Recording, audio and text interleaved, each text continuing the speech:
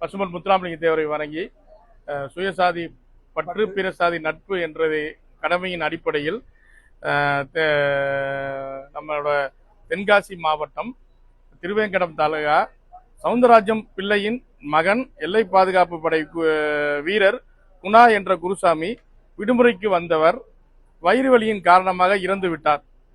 பெயர் இனிஷியலில் ஒரு சிறு மாற்றம் காரணத்தை காட்டி பாதிக்கப்பட்ட குடும்பத்தை ஓராண்டு காலமாக அலைக்கழித்து வருகின்றனர்.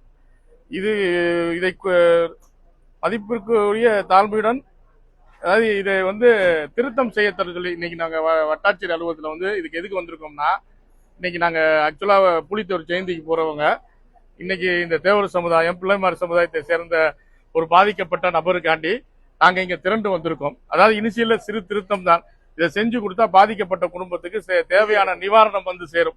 ஏன்னா இது ஒரு பெரிய காரியம் கிடையாது. இன்னைக்கு ஆமா லாங் லைஃப் பென்ஷன் வரும், நிவாரணம் சேரும். பாருங்க, நீங்க அரசாங்கத்துல ஒரு சின்ன சின்ன தவறு சின்ன சின்ன இதுக்கெல்லாம் எவ்வளவு பெரிய இழப்பீடு பாருங்க. ஒரு தன் மகனை இழந்து தன் மகனுக்கு சேர வேண்டிய ஒரு என்ன சொல்றது அரசாங்கம் சார்ந்த இழப்பீடுகள் அந்த பென்ஷன்லாம் முறைப்படி வந்துச்சுன்னா மகனை இழந்தவர்களுக்கு பின்காலத்தில் வயதான காலத்தில் அவர்கள் வாழ்க்கையை ஓட்டுவதற்காக அது பலனுள்ளதாக அமையும்.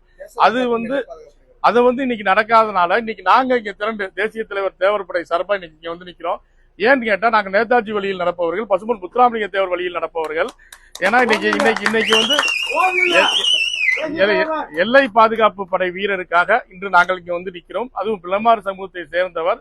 எங்களுக்கு சாதி மதம் இல்லை. எல்லை பாதுகாப்பு படை வீரர்களை பொறுத்தளவு அனைவருக்கும் நீதி கேட்டு அனைவருக்கும் எந்த இடத்தில் எந்த போராட்டம் வேண்டுமானால் நாங்கள் நடத்துவோம். இன்று இது இறுதியாக இருக்க வேண்டும்.